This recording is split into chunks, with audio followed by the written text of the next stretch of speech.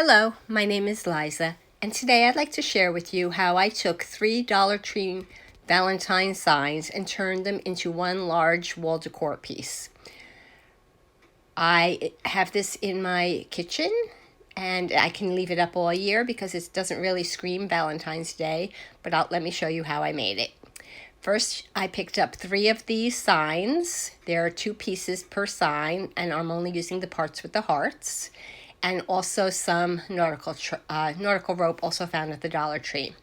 I removed the jute cording that was attaching the signs, and then I had my 3 signs with the hearts, and I simply used wood glue to glue all 3 pieces together to form a large square. I used binder clips to hold the pieces together until the glue dried overnight. I also took all the hearts off because they were a little bit crooked, and when I replaced them, I left one off and painted it with the crimson red chalk paint. And then while that was drying, pretty much overnight because it takes a long time, I used my silicone mat, hot glue, and I just put the nautical rope along all 4 edges to make a trim. And then I used a pull tab from my can of dog food, and I hot glued that onto the back so that I could just hang it on a nail on my wall.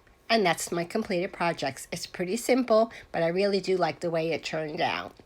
It looks a little bit rustic, and it goes pretty well with my red walls, I must say. And here it is. You can see my tier tray that is mostly Valentine's. I hope you enjoyed my project. If you did, please give my video a thumbs up, leave me a comment, and as always, if you aren't already a subscriber, please consider doing so. I'll be back again soon with another project. Thank you for watching. Take care.